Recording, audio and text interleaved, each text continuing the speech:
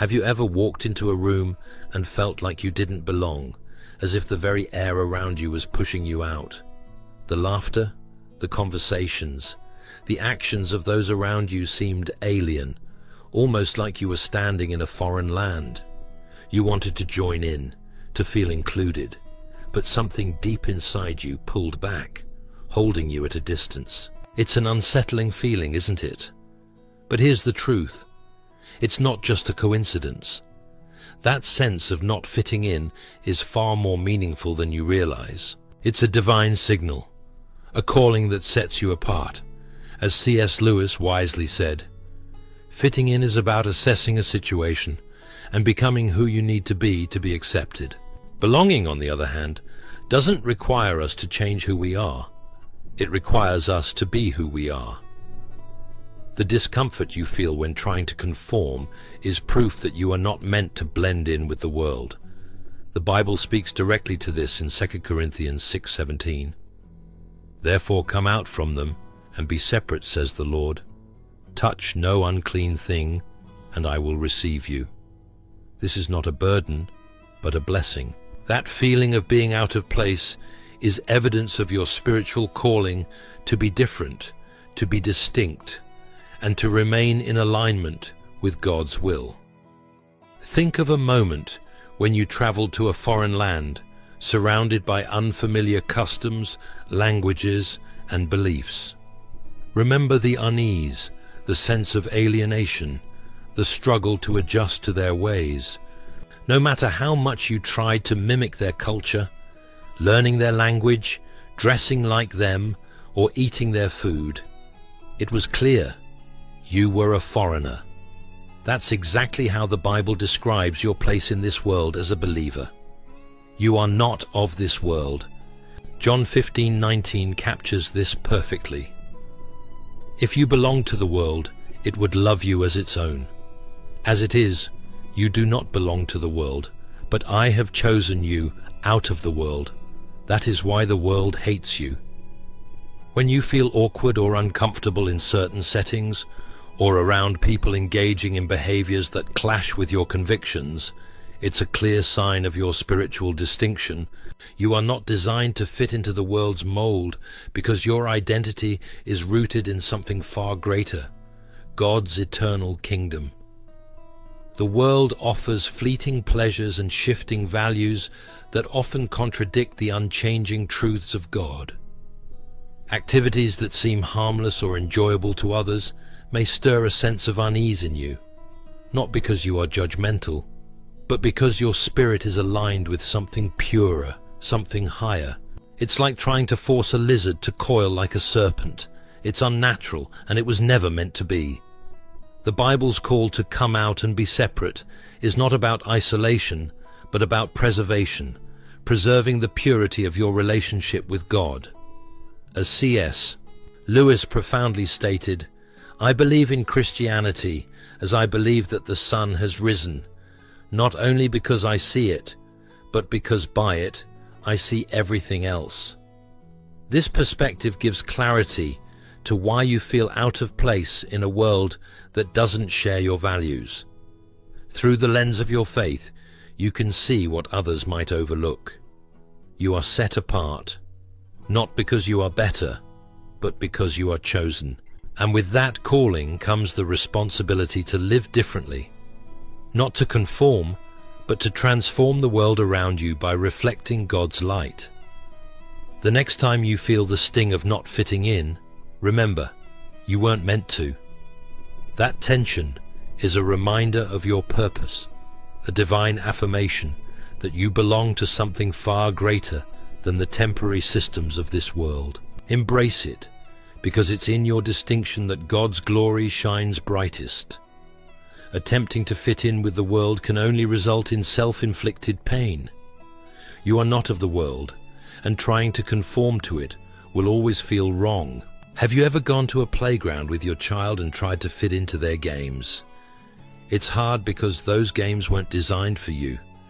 You've outgrown them. Similarly, when you become a Christian and decide to live for God, you may find you no longer fit into your old social circles. The things that once entertained you or felt natural may now feel out of place. You might even struggle to enjoy time with friends who don't share your faith or values. Even with friends who are believers, your spiritual growth might have set you apart. This change is not always easy to accept. You may feel nostalgic for those old relationships or environments, but the truth is that you've grown. Trying to fit in now would feel like wearing shoes from your childhood. They no longer fit. Growth means leaving behind what no longer aligns with your purpose. Accept that change is part of life, and don't let it hurt you when you outgrow certain associations. Learn to let go of past connections that no longer serve your current journey, and don't allow sentimentality to keep you from moving forward.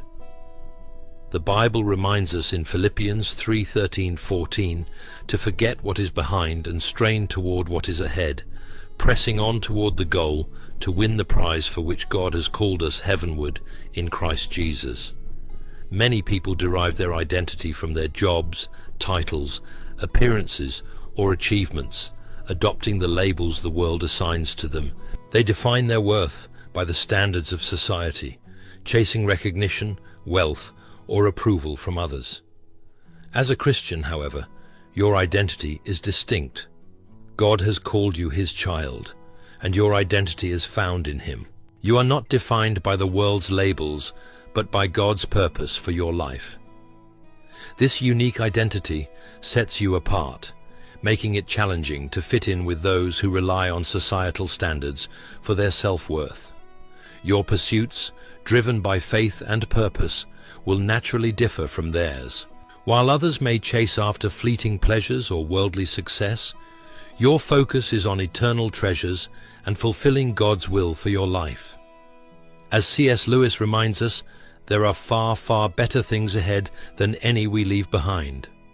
This difference can sometimes make you feel isolated, but it is a reflection of your calling.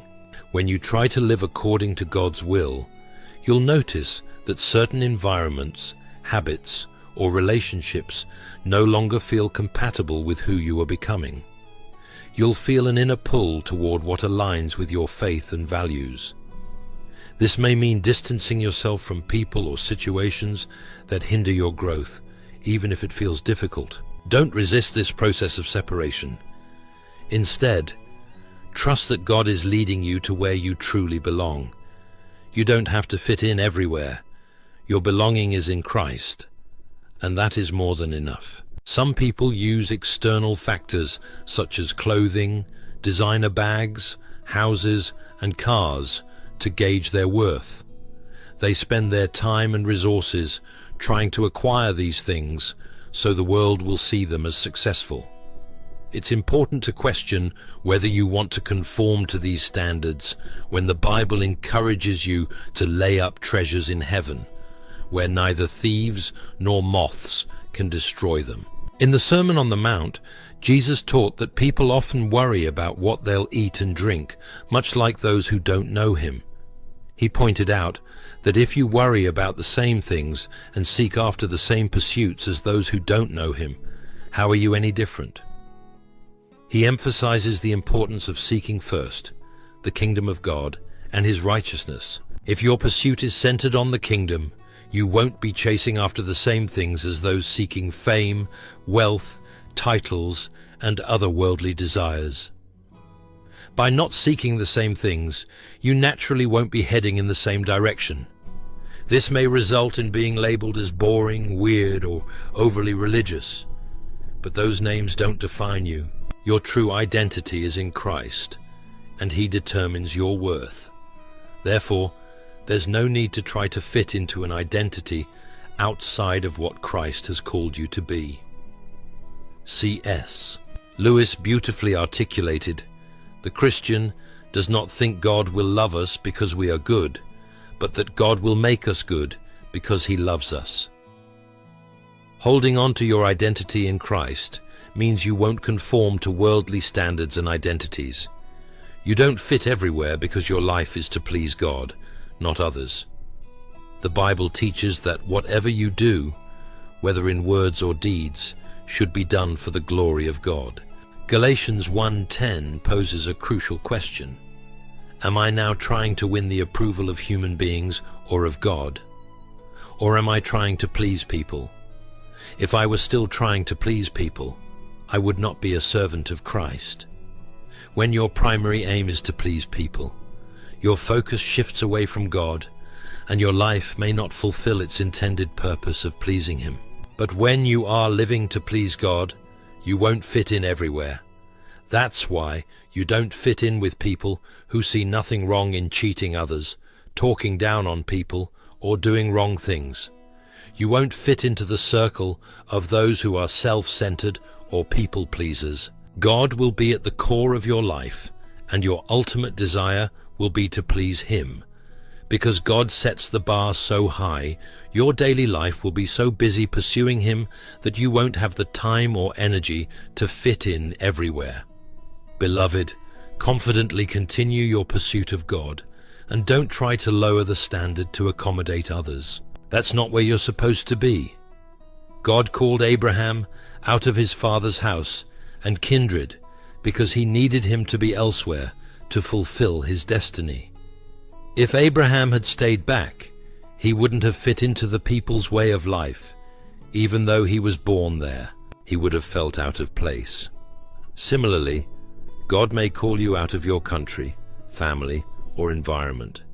He may want to send you elsewhere to fulfill your destiny. This could be why you feel like you don't belong where you are. You may have a longing for a place you don't even know, and everything in you might be yearning for a different environment.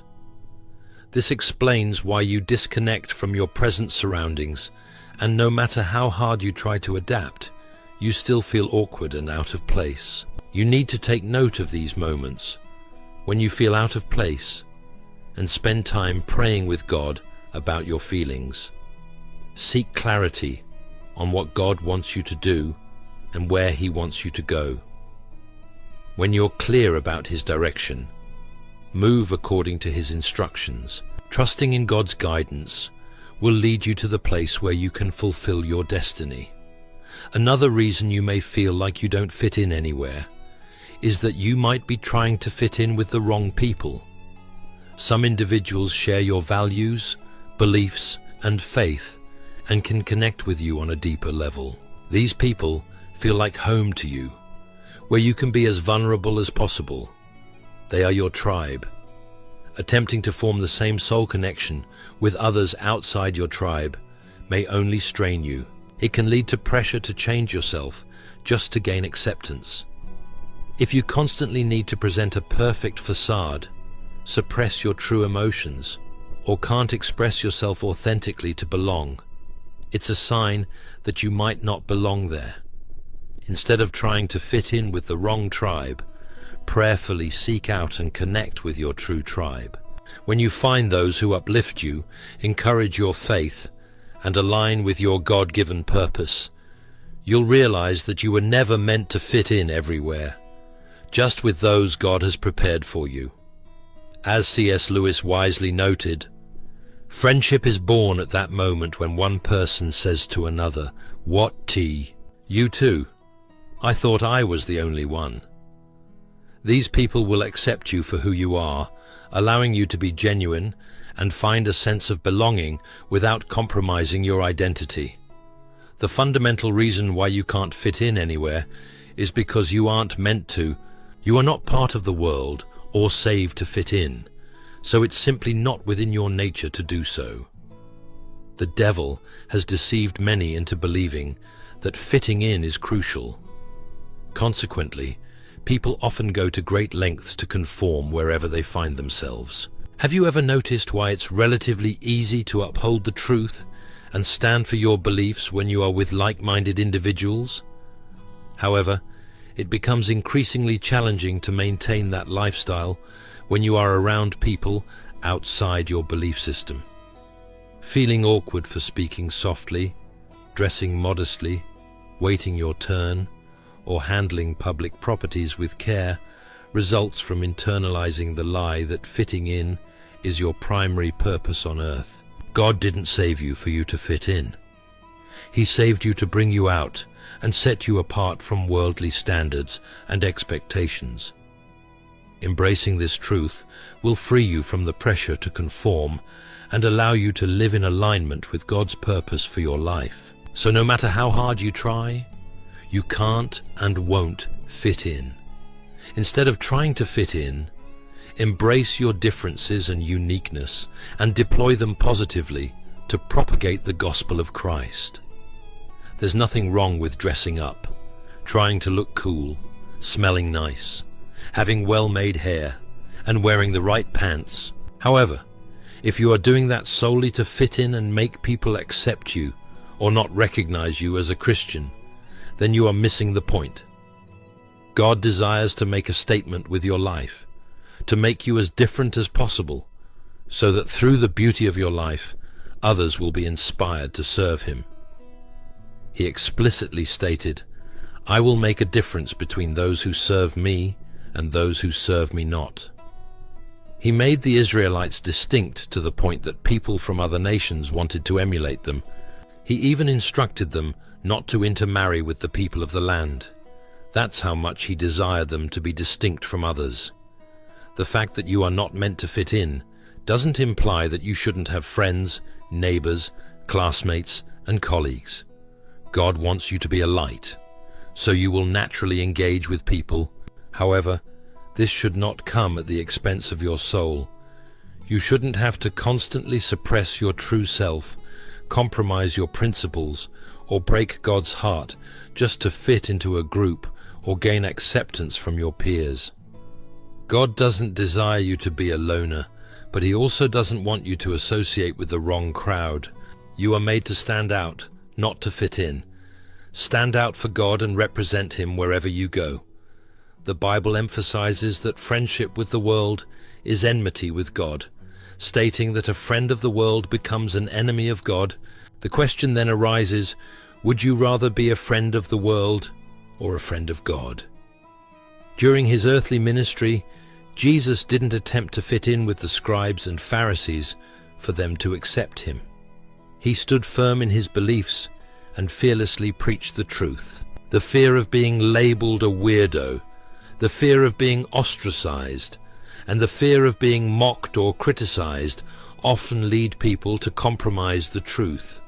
If people around you are comfortable engaging in gossip and slander in your presence, it might indicate that you've not been upholding the standards you should. The desperate desire to fit in can lead to lowering standards and making excuses for wrongdoing. To live rightly, irrespective of whether others find you appealing or not, you need to be sure and confident in who you are. This courage and confidence are rooted in your security in Christ. When your core desire is to please God, you will consider what will make Him happy in every situation you find yourself in.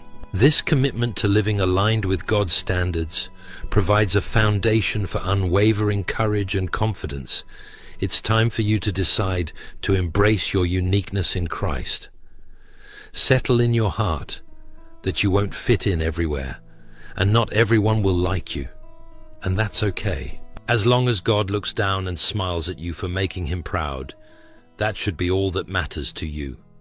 Stop the desperate desire to fit in and focus on standing out for Christ everywhere you find yourself.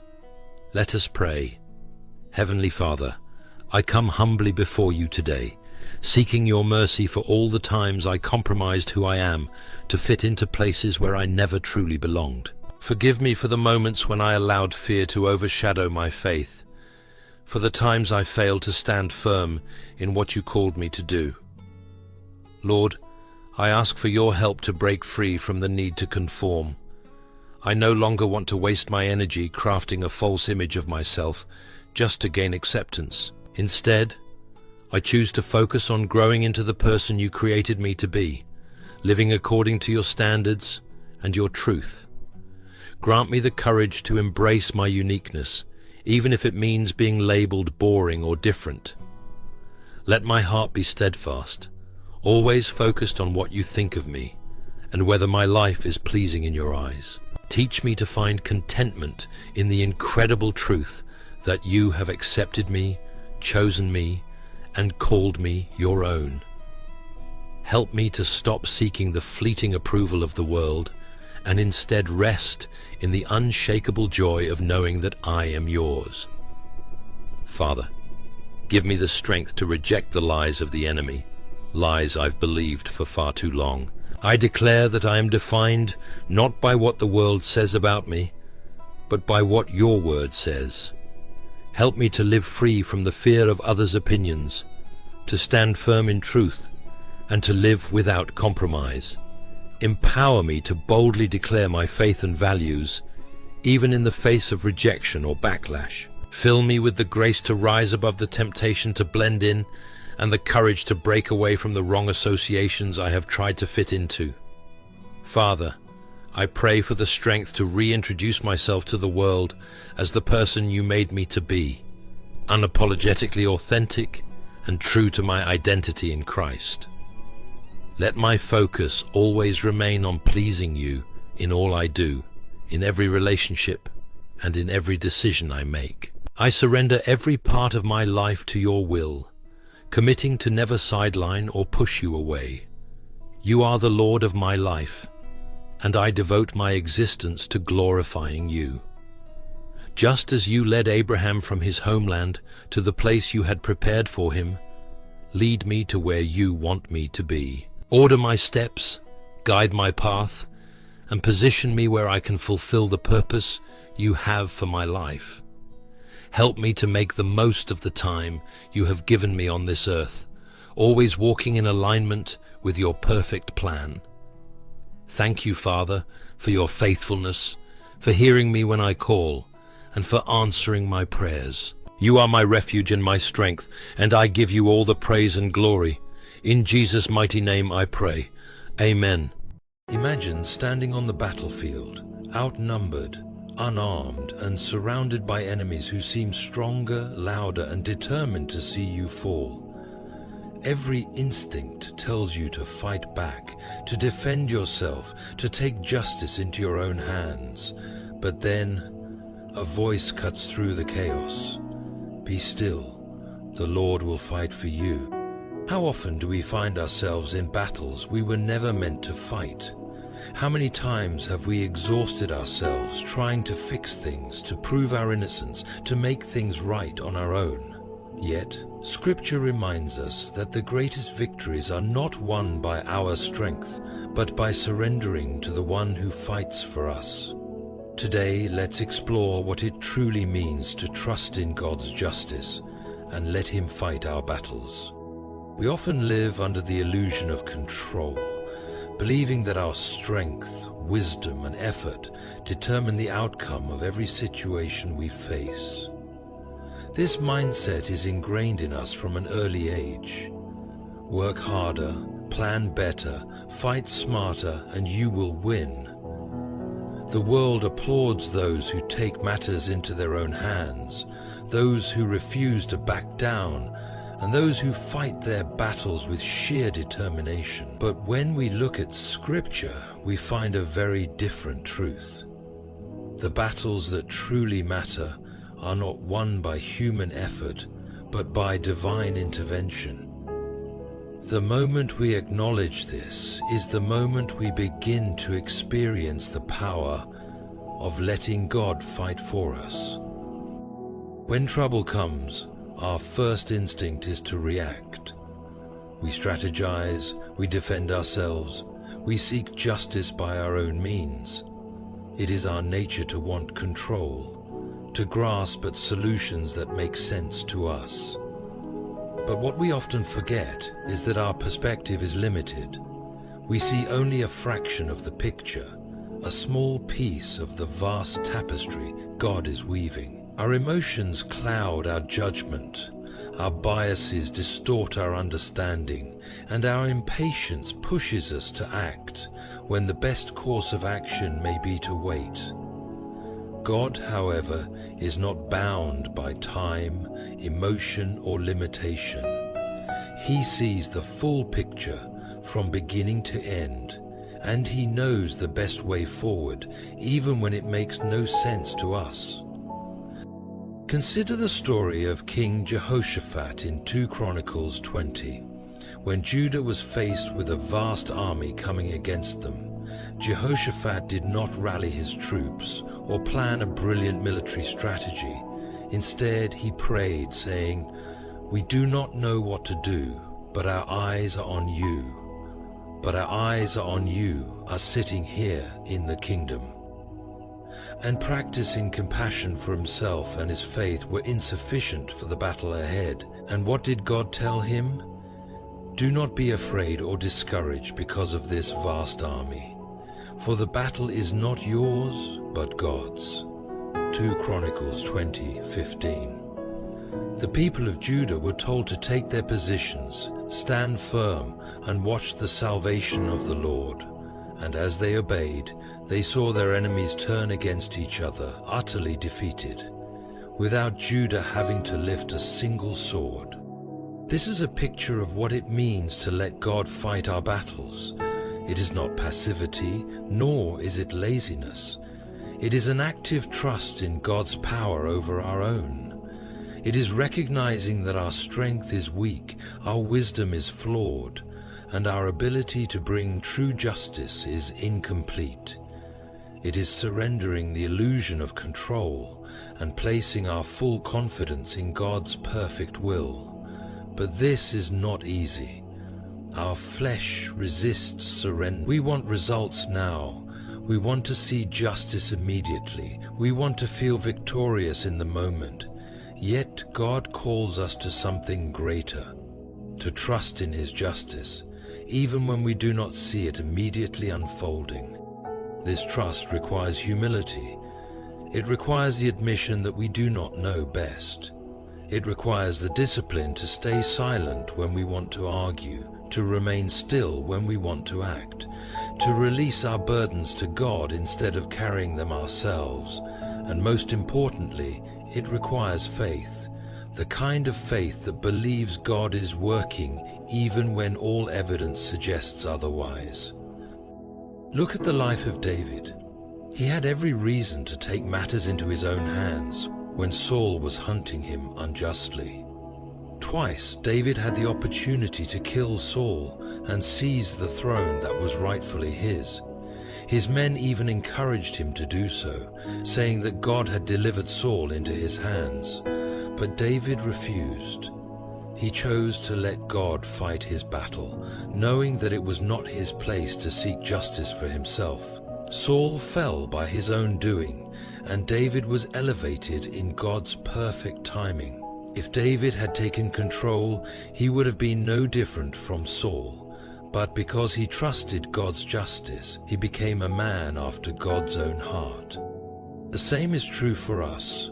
When we insist on controlling our battles, we risk becoming like the very people who wrong us. When we seek revenge, we forfeit peace. When we grasp for control, we are left exhausted, anxious, and defeated. But when we surrender our battles to the Lord, we step into His strength, His wisdom, and His perfect justice. He fights in ways we never could. He wins in ways we never expect. His justice prevails, not by our hand, but by His. Human justice is limited, flawed, and often tainted by personal biases, emotions, and incomplete knowledge.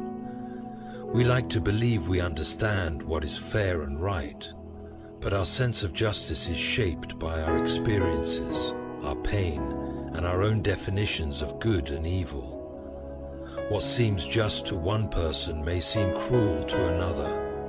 What feels like victory in one moment can later reveal itself to be an empty pursuit. The reality is, human justice is imperfect because we are imperfect. Only God, who sees all things and knows all hearts, can administer justice that is truly right, completely fair, and eternally true. When we encounter injustice, we are naturally driven to seek retribution. We want wrongs to be made right, and we want them to be made right now. We want to see consequences fall upon those who have harmed us, those who have betrayed us, those who have acted wickedly without remorse. And yet, Scripture reminds us that God's justice does not work on human timelines. He is not slow in executing justice, but he is patient, giving people the opportunity to repent, to turn from their ways and to seek mercy. In our frustration, we may feel that God is delaying or ignoring injustice, but he is not. He is working in ways we cannot see, ensuring that his justice is carried out perfectly, in the right way and at the right time. As the Lord says in Isaiah 55:8-9, "For my thoughts are not your thoughts, neither are your ways my ways. As the heavens are higher than the earth, so are my ways higher than your ways, and my thoughts than your thoughts." This truth can be difficult to accept when we are the ones who have suffered. It is one thing to believe in God's justice when it is theoretical, but it is another when we are the ones waiting for it. When we see the wicked prosper, when we see the innocent suffer, when we cry out for justice and see no immediate answer, we begin to question, why does God allow this? Why does he not act now? These are the same questions that the psalmists asked, the same questions that troubled Job, the same questions that have echoed throughout history. Yet time and time again, God's answer is the same: trust in me. Justice belongs to the Lord, and he will not allow evil to go unanswered. One of the greatest examples of this is found in the life of Joseph. Betrayed by his own brothers, sold into slavery, falsely accused and imprisoned, Joseph endured years of injustice. He had every reason to be bitter, every reason to take revenge if given the chance. But Joseph understood something that many of us struggle with. God's justice is not just about punishment. It is about redemption. When Joseph finally confronted his brothers, he did not seek to harm them. Instead, he told them in Genesis 50:20, "You intended to harm me, but God intended it for good, to accomplish what is now being done, the saving of many lives." Joseph could have demanded justice on his own terms, but he trusted in God's greater plan. In the end, not only was he elevated to a position of great authority, but his family was also restored. We often think of justice in terms of punishment, but God's justice is far deeper. He does not just settle scores, he sets things right. He restores what was lost. He redeems what was broken. He transforms suffering into something meaningful. And he does so in ways we cannot predict or control. This is why trusting in his justice requires faith. We must believe that even when things seem unfair, even when the wicked seem to win, even when we do not see immediate consequences, God is still ruling with perfect justice. One of the most challenging aspects of trusting in God's justice is learning to release our own desire for vengeance. We may not call it vengeance, but deep down we want to see those who hurt us suffer in return. We want them to experience the pain they caused us. But this is where God's justice differs from ours.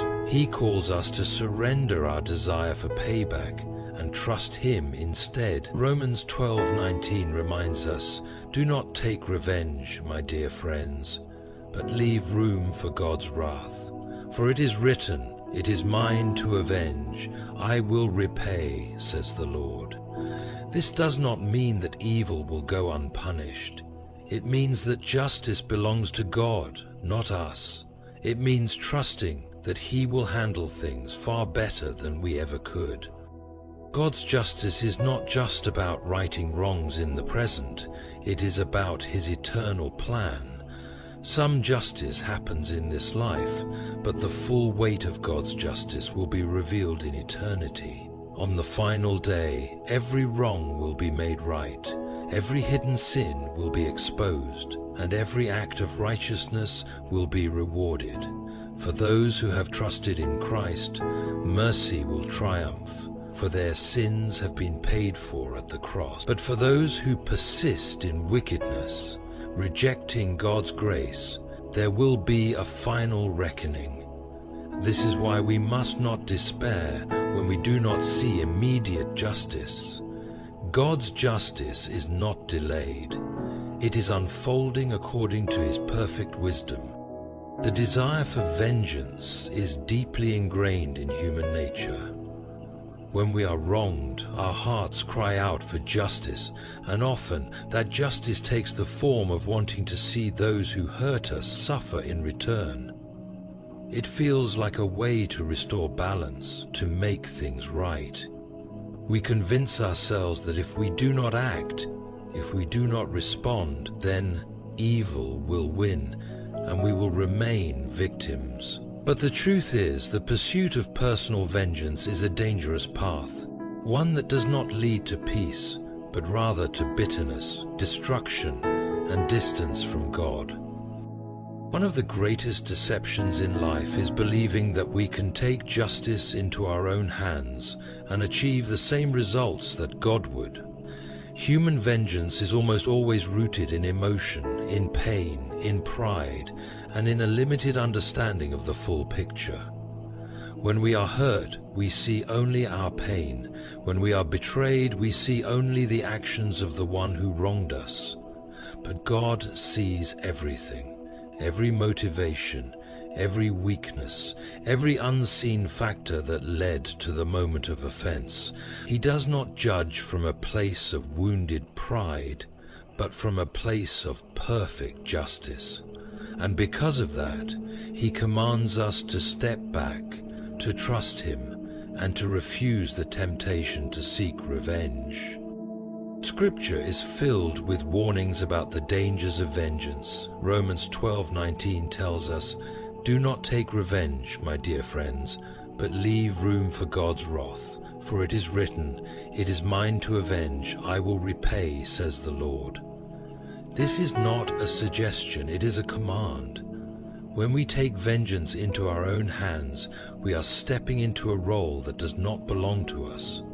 We are, in essence, telling God that we do not trust Him to handle the situation. We are saying that our timing, our justice, and our actions are more reliable than His. But this is a lie. The moment we act out of vengeance, we place ourselves in a dangerous position, one where we risk becoming like the very people who hurt us. Bitterness is one of the greatest dangers of seeking vengeance. When we hold on to resentment, when we nurture thoughts of revenge, we do not hurt our enemies, we hurt ourselves. Unforgiveness eats away at the soul. It darkens the heart and blinds us to the grace and mercy of God. It keeps us chained to the very pain we want to escape. Jesus understood this, which is why He did not merely tell His followers to avoid vengeance. He told them to go even further, to love their enemies and pray for those who persecute them. This is perhaps one of the hardest commands in all of Scripture, yet it is one of the most powerful. In Matthew 5:44, Jesus says, "But I tell you, love your enemies and pray for those who persecute you." This is not because our enemies deserve kindness, but because we are called to reflect the heart of God. God's justice is not just about punishing the wicked, it is also about redemption. There are people who have wronged us who may one day repent. There are those who have caused great pain who may one day be transformed by the power of God's mercy. When we take vengeance into our own hands, we may interfere with what God is doing in their lives. We may be so focused on their punishment that we fail to see the possibility of their salvation. This does not mean that we excuse sin or pretend that evil does not need to be addressed. But it does mean that we trust God to deal with it in His way and in His timing. The cross is the ultimate example of how God's justice and mercy work together. Jesus, the only truly innocent person to ever walk this earth, was falsely accused, mocked, beaten, and crucified. If anyone had the right to seek vengeance, it was him. And yet, what did he do? He chose to forgive. As he hung on the cross, suffering unjustly, he spoke these words, "Father, forgive them, for they do not know what they are doing." Luke 23:34. This is the heart of God, a heart that seeks justice but also extends grace, a heart that does not ignore sin but also desires redemption, a heart that calls us to let go of our anger, to release our desire for vengeance, and to trust Him to handle the wrongs done against us. Forgiving those who hurt us does not mean pretending the pain did not happen.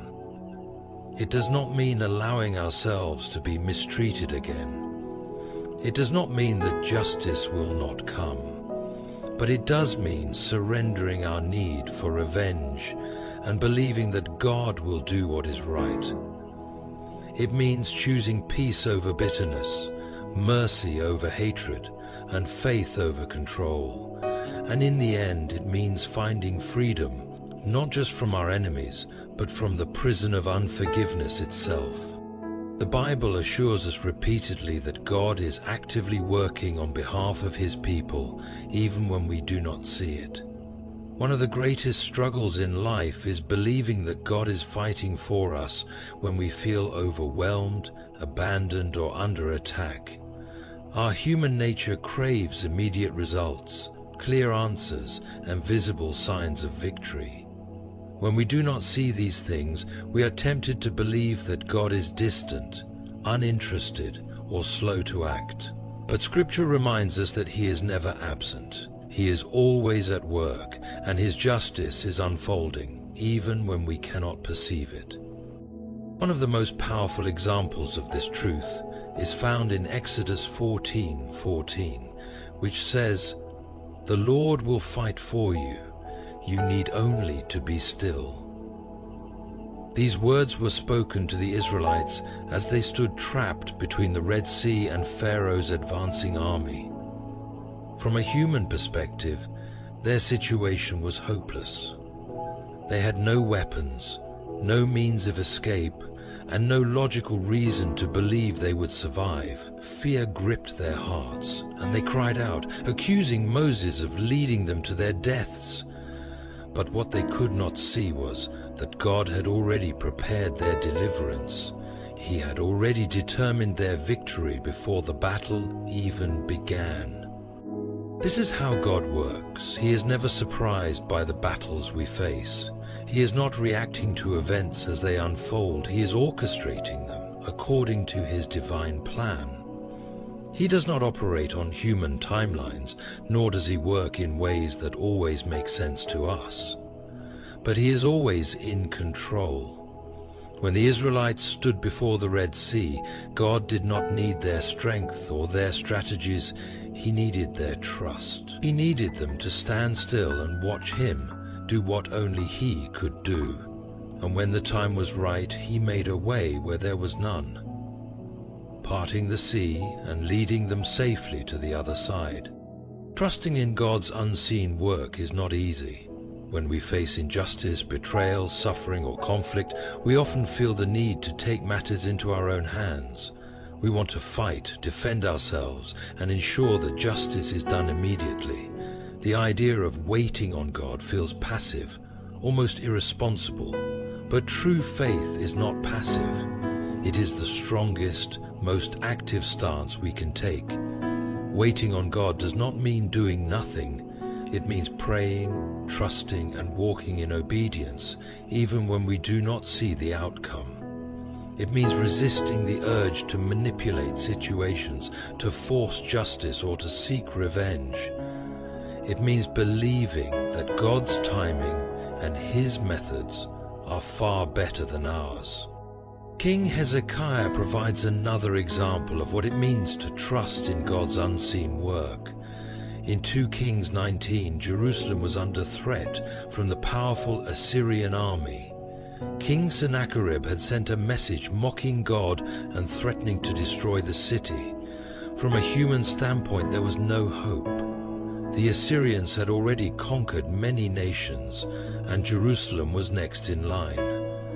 But Hezekiah did not panic. He did not rush into battle or try to negotiate with the enemy. Instead, he took the letter from Sennacherib, went into the temple, and laid it before the Lord. He prayed, acknowledging that God alone had the power to save them. And what happened? That very night, without a single sword being lifted, the angel of the Lord struck down 185,000 Assyrian soldiers, and Sennacherib was forced to retreat. This is how God fights for his people. He does not always need us to do anything except trust him. He does not always reveal his plans immediately, but he is always working behind the scenes.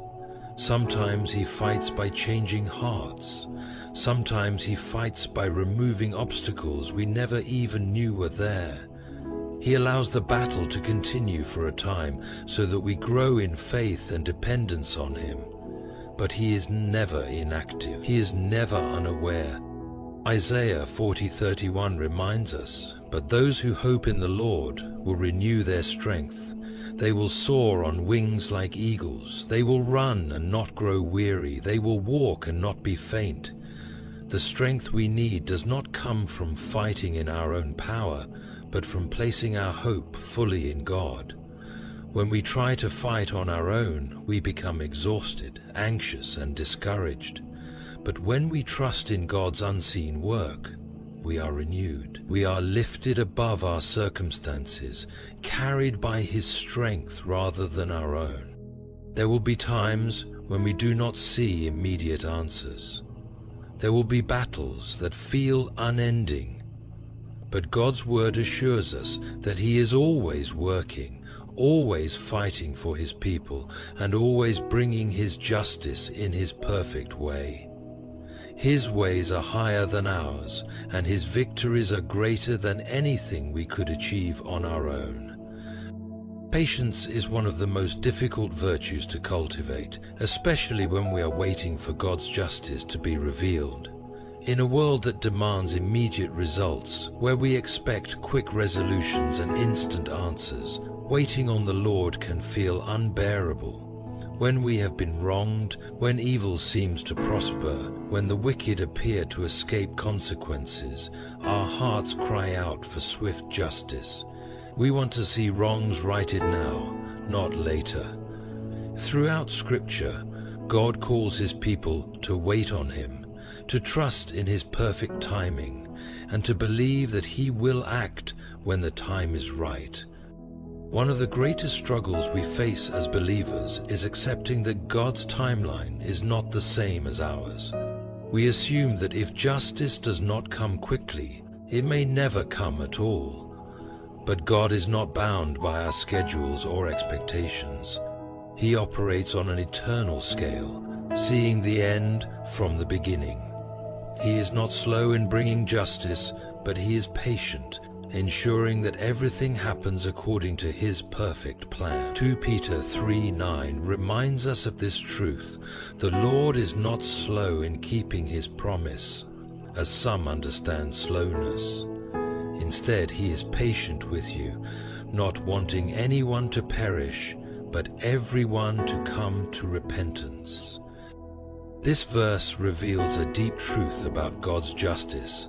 It is not just about punishing the wicked, but about offering redemption to those who will receive it.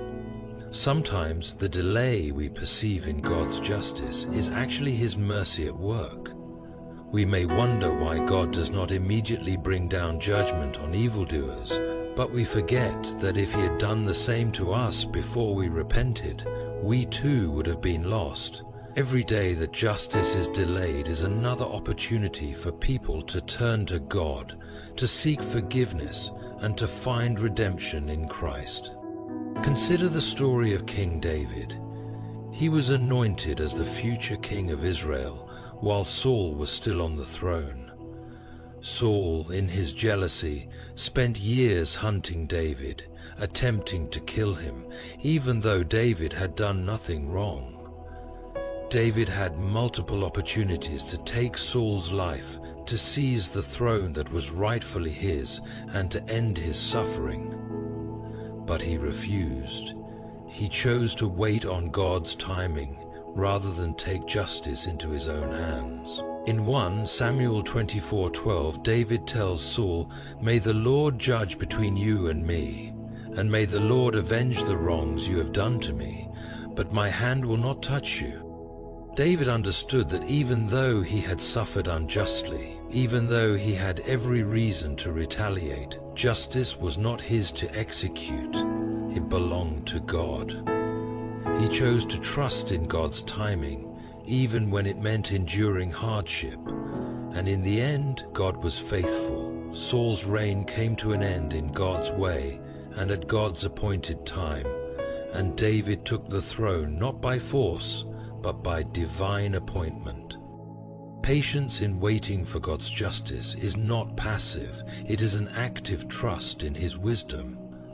It requires faith to believe that He sees what we cannot see, that He understands what we do not understand, and that He is working even when we cannot perceive it.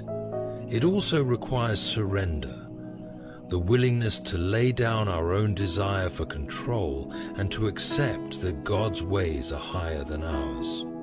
Many times, waiting on God's justice means enduring suffering for a time. The early Christians faced persecution, imprisonment, and even death at the hands of their oppressors. Yet they did not retaliate. They trusted that their suffering was not in vain, that God would vindicate them in His perfect time.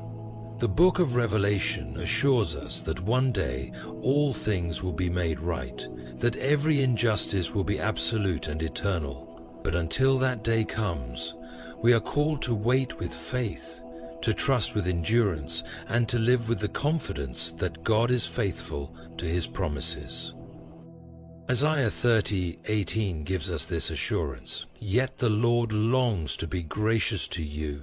Therefore He will rise up to show you compassion, for the Lord is a God of justice. Blessed are all who wait for Him." Waiting on God is not wasted time. It is a season of refinement, of strengthening, of growing in faith. Those who wait on the Lord will see His justice, not always in the way they expect, but always in the way that is right. God's justice is never delayed. It is simply unfolding according to His perfect and sovereign plan. When we choose to trust in God's justice, instead of taking matters into our own hands, we find peace that surpasses all understanding. The world teaches us that justice must be pursued aggressively, that we must fight for our own cause, defend our honor, and ensure that those who have wronged us suffer the consequences of their actions. But the way of God is different. His justice is not only about punishing the wicked, it is about restoring what has been broken, healing wounds, and bringing about peace in ways we could never accomplish on our own. True peace comes from knowing that God is in control, that He sees every wrong and will make all things right in His perfect time. When we release our desire for revenge and place our trust in Him, we are freed from the burden of anger and resentment. Many people carry heavy loads of bitterness, replaying past offenses in their minds, unable to let go. But holding on to anger does not bring justice, it only steals joy. Proverbs 19:11 reminds us, "A person's wisdom yields patience. It is to one's glory to overlook an offense." This does not mean that we ignore injustice or pretend that pain does not exist, but rather that we entrust it to God and allow Him to carry the weight that we were never meant to bear. Jesus Himself demonstrated this kind of peace in the face of the greatest injustice.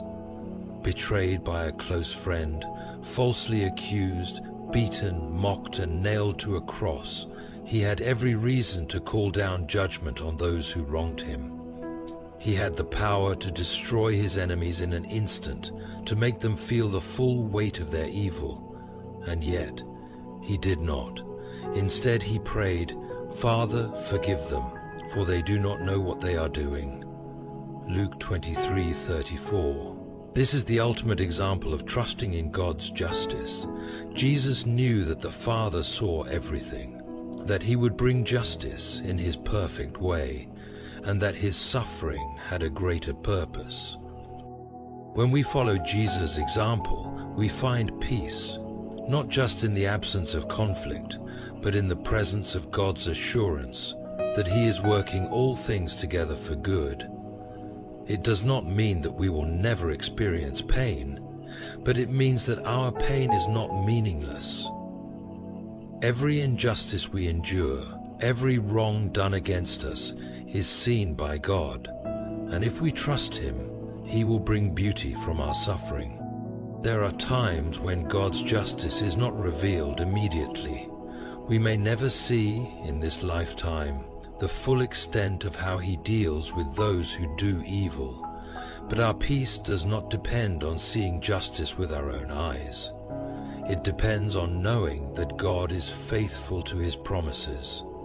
He has promised that he will one day wipe every tear from our eyes, that he will bring ultimate justice to the world, and that his righteousness will prevail. Revelation 21:04 gives us this hope. He will wipe every tear from their eyes. There will be no more death or mourning or crying or pain, for the old order of things has passed away.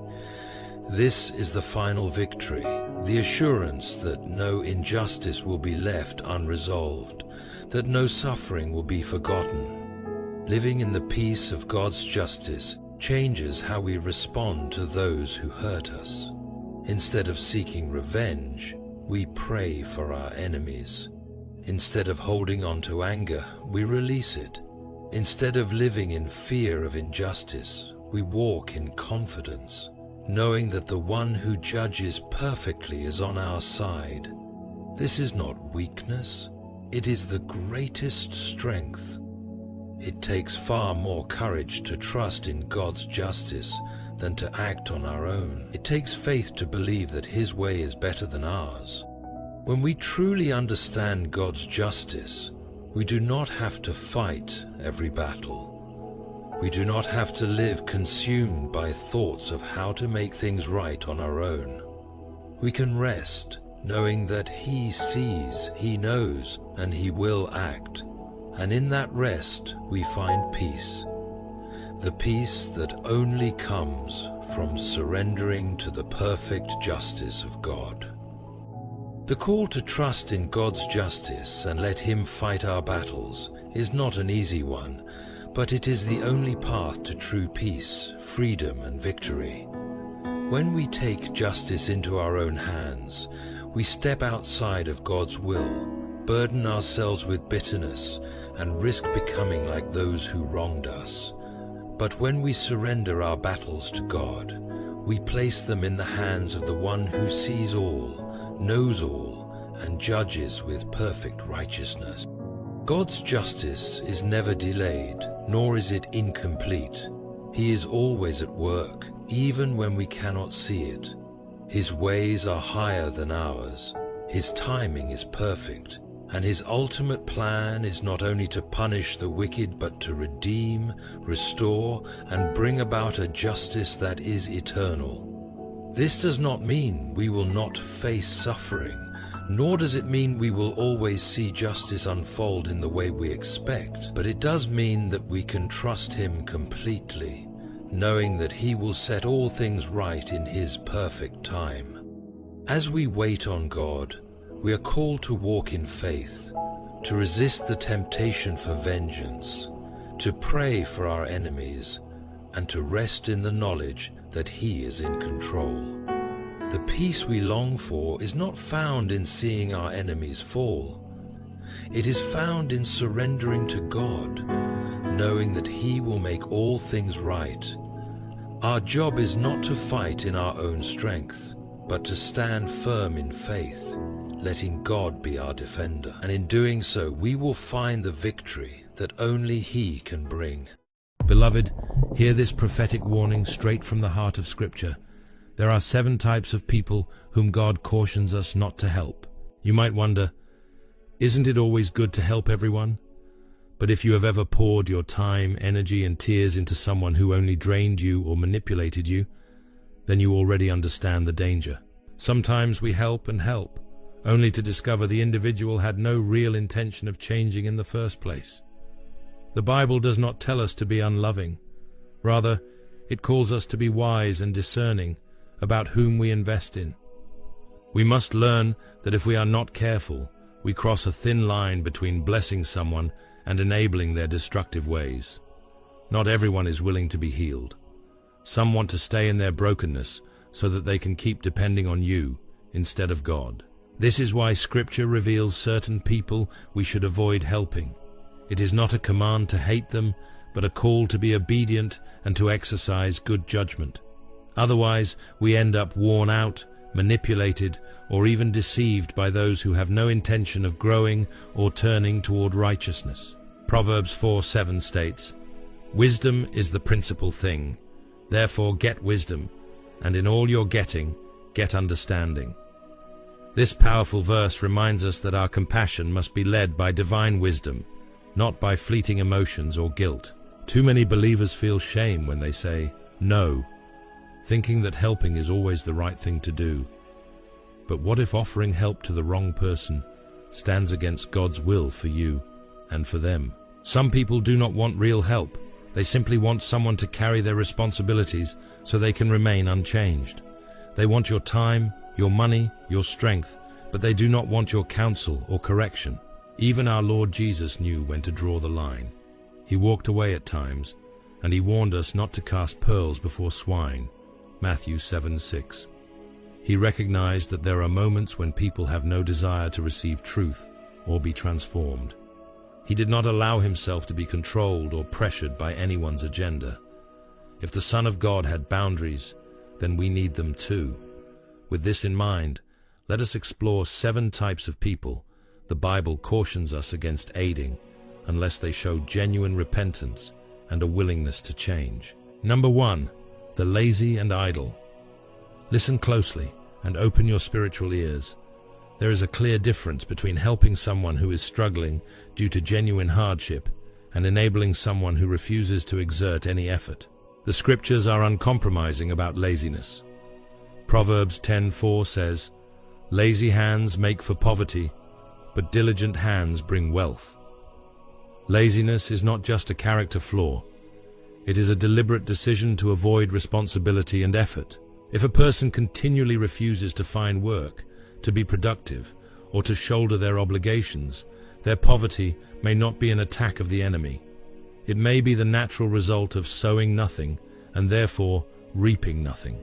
The Apostle Paul wrote sternly to the believers in Thessalonica, saying if someone is unwilling to work, then they should not eat. 2 Thessalonians 3:10. This is not an act of cruelty.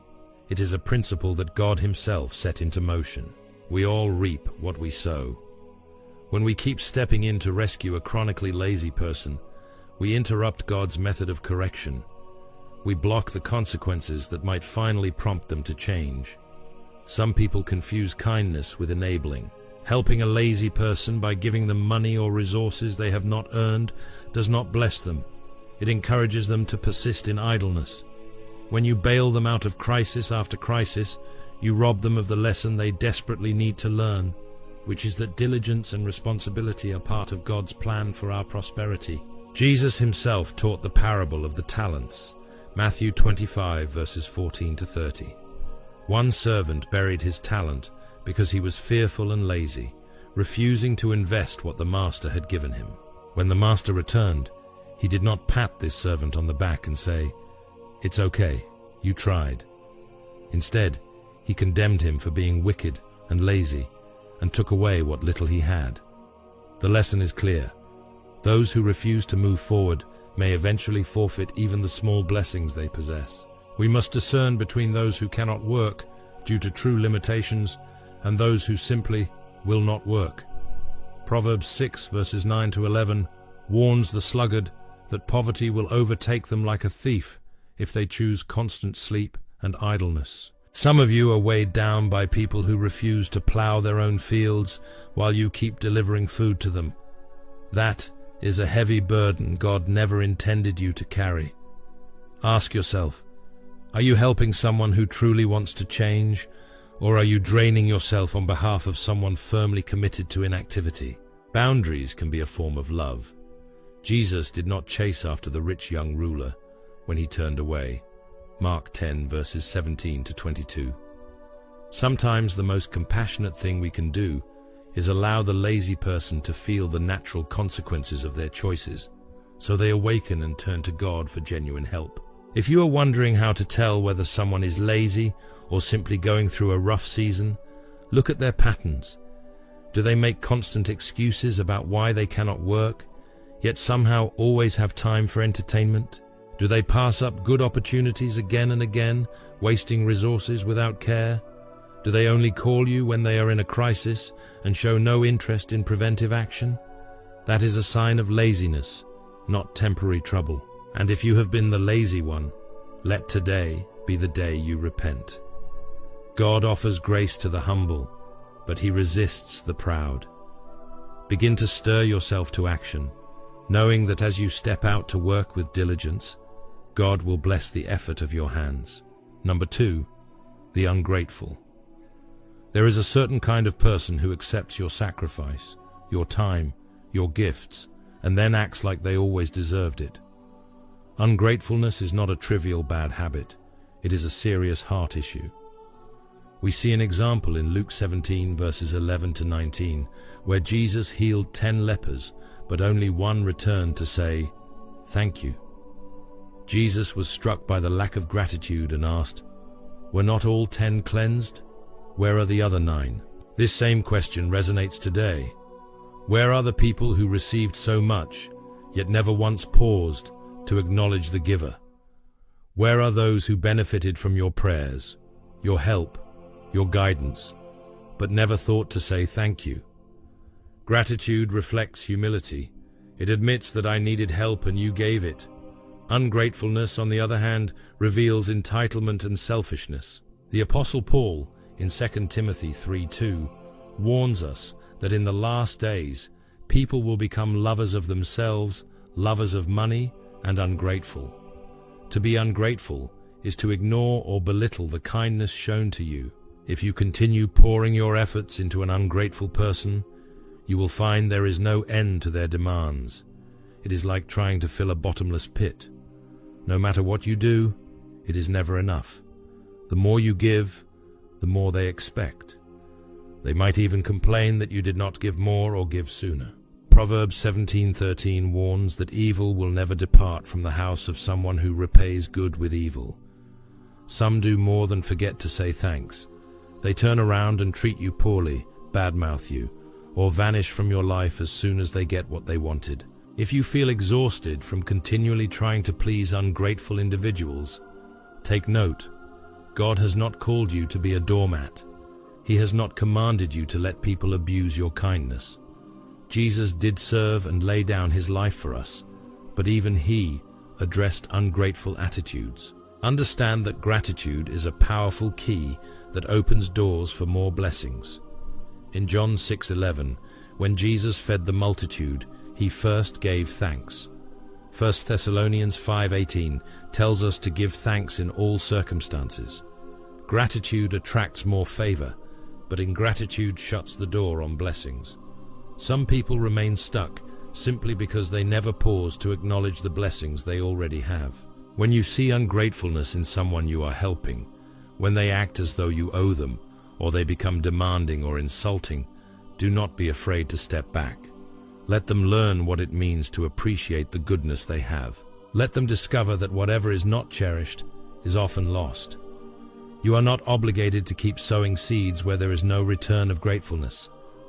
Sometimes the only way for an ungrateful heart to soften is for it to experience lack or realize that your kindness was not a guarantee, but a gift. Number 3, the proud and arrogant. The scriptures are crystal clear about the danger of pride. Proverbs 16:18 tells us, "Pride goes before destruction, a haughty spirit before a fall." Pride is a self-made prison, blinding a person to their need for God or for genuine help. When pride takes root, it puffs people up with their own accomplishments, their own intelligence, their own ways of doing things, leaving no space for God's correction. James 4:6 tells us that God opposes the proud, but gives grace to the humble. To be opposed by God Himself is a terrifying position. You are not merely facing the challenges of life. You are wrestling with the Almighty when you hold on to arrogance. Some may argue, shouldn't we help everyone? Yes, we should help the hurting and the broken, but we must also recognize that pride is a closed door. You cannot offer wisdom to someone who thinks they are always right. You cannot guide someone who refuses to admit they are lost. Proverbs 26:12 points out the danger of being wise in your own eyes. A fool has more hope than such a person. That is because the proud turn away every warning. Some are not struggling because the devil attacks them daily. They are struggling because their pride has left them deaf to correction. Scripture gives many examples. Pharaoh hardened his heart repeatedly, Exodus, even though Moses offered chance after chance to yield.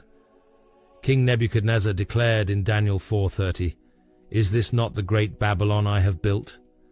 At that moment, pride consumed him, and God stripped him of his sanity. He lived like a beast until he lifted his eyes to heaven and acknowledged that the Most High rules.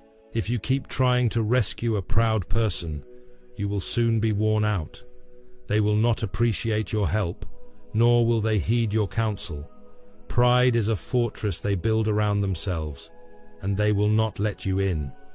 Jesus himself said in Matthew 7:6 that we should not throw pearls to pigs, lest they trample the pearls and then turn to attack us. Some have so much arrogance that even the most precious counsel is treated like trash. The more you persist, the more frustrated you will become. Confront pride lovingly, yes, but if the person refuses to humble themselves, let God handle the process of humbling. Hardship often becomes the only tool that breaks pride. Number 4, the wicked and sinful. Yes, God loves everyone and wants all people to repent and come to salvation. But do not confuse his love with approving of evil deeds. God does not endorse sin. He does not reward rebellion. Psalm 1 says, "Blessed is the one who does not walk in step with the wicked."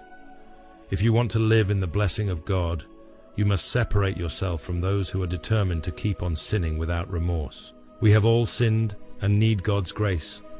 However, there is a distinction between a believer who stumbles yet repents and a person who deliberately embraces sin and even promotes it. Proverbs 6 verses 16 to 19 lists 7 things God detests: prideful eyes, lying tongues, hands quick to shed innocent blood, hearts that devise wicked schemes, feet rushing to do evil, false witnesses who lie, and those who stir up trouble among brothers. Some people celebrate their darkness, mock God's word, and encourage others to join them. Helping such a person will not change them. Your kindness will likely be twisted into fuel for their rebellion. Romans 1:32 warns against not just practicing sinful acts, but also approving of others who do them. If you support or enable wickedness, you are stepping onto dangerous ground. You become complicit in spreading something God is against. We see these dark paths in figures like Jezebel, Cain, and Judas. All of them had warnings. None of them heeded those warnings, and each came to a tragic end. Now you might say, "But I love this person. They are family. They are my friend." Yes, love them enough to pray for them, speak truth, and stand firm in righteousness, but do not aid them in their sin. You can show compassion without becoming an accomplice to iniquity. You can remain a light without letting them drag you into darkness. Boundaries matter because you are not the Savior. Jesus is. Sometimes people must face the results of their wicked ways before they wake up and seek God. Number 5, the foolish beloved. Let us understand this deeply. Biblical foolishness is not about lacking intelligence. It is about having the truth and choosing to reject it. There are many who are not perishing due to a lack of knowledge, but rather due to a refusal to embrace correction. Proverbs 13:20 warns, "Walk with the wise and become wise, for a companion of fools suffers harm." Some of you keep company with fools and wonder why trouble keeps following you. A fool is someone who keeps repeating the same errors, as Proverbs 26:11 says, "As a dog returns to its vomit, so fools repeat their folly." Even after the consequences of bad decisions, they go right back, ignoring every warning and bit of wisdom. You can pour out advice, but it falls on deaf ears because the fool is not lacking information. They are lacking humility and the willingness to change. If you constantly try to save a fool, you might find yourself drained, discouraged, and pulled into their chaos. Fools may enjoy the rescue you offer, but refuse to adopt the principles that would keep them out of trouble in the future. They want relief, but do not want transformation. They want someone else to fix the mess, rather than taking responsibility for their choices. Proverbs 14:7 instructs us to stay away from a fool, as we will not find knowledge on their lips. This might be a hard word to swallow. Many of us have tried to mentor or guide individuals who simply refuse to learn. The more we chase them with wisdom, the more they run from it. The call here is not to hate them, but to realize you cannot do their part for them. Only when they decide to humble themselves before God can true change occur. Sometimes the most loving move is to allow them to face the outcome of their foolishness, so they will finally cry out to the Lord. Number 6, the dishonest and manipulative. We must not offer help to those who deceive us, twist facts, and play on our emotions. Dishonesty is a hallmark of the enemy. 2 Corinthians 11:14 says, "Satan himself disguises as an angel of light." People who manipulate know exactly how to act like a victim or appear pitiful so that you will pity them. They tug on your heartstrings, but their motives are impure. Proverbs 12:22 says, "The Lord detests lying lips, but he delights in those who are trustworthy." Why does God hate dishonesty so much? Because deception is a gateway to more serious evil. The manipulator often uses flattery, guilt, or twisted stories to get what they want. They may have all kinds of emotional tales that never add up. Perhaps they run from person to person, weaving stories to gain financial assistance, sympathy, or power. They do not truly want accountability. They just want an easy way to exploit your goodness. Proverbs 26 verses 24 to 26 warns us that enemies disguise themselves with charming words, but their hearts are filled with deceit. Some of you have already recognized these patterns in certain people. They only contact you when they need something. They use guilt trips. "If you really love me, you would do this for me." They promise to pay back or change, but never follow through. If you question their story, they become defensive or shift the blame. We must use discernment. God does not want us to be naive. Jesus told us to be wise as serpents and harmless as doves. Matthew 10:16. When dealing with a dishonest manipulator, the loving but firm response may be to say, "No, I can't help you this time," or "I need you to be transparent and accountable before I consider helping again." Do not allow your heart of compassion to blind you to repeated lies. It is not your duty to prop up someone's deception. If anything, your refusal to be manipulated might be the only wake-up call they will respect. Number 7. The unrepentant. There is a tremendous difference between someone who sins, yet repents, struggles but genuinely wants to change, and someone who digs in their heels and keeps on sinning. Hebrews 10:26 solemnly warns that if we deliberately keep sinning after knowing the truth, there remains no more sacrifice for those sins. This is not about someone who stumbles, but cries out for forgiveness. It is about a mindset of rebellion. I know this is wrong, but I choose it anyway, and I don't plan to stop. When a person embraces that attitude, offering more help does not lead them to freedom. It only provides a cushion for them to remain defiant. Some of you are carrying people whom God Himself is trying to correct. You might be praying for their breakthrough, but you keep rescuing them from the consequences God is sending as an alarm. If you continually shield them, you interfere with God's discipline. A person who refuses to repent will misuse your help every time. They may talk as though they desire change, but their actions prove otherwise. In truth, they do not want to be delivered. They want pity and a way to stay comfortable in their sin. You cannot free someone who loves their chains. Proverbs 29:1 says, "Whoever remains stiff-necked after many rebukes will suddenly be destroyed, without remedy." That is a sobering statement. If someone's heart grows too hard, God eventually lets them taste the fruit of their stubbornness.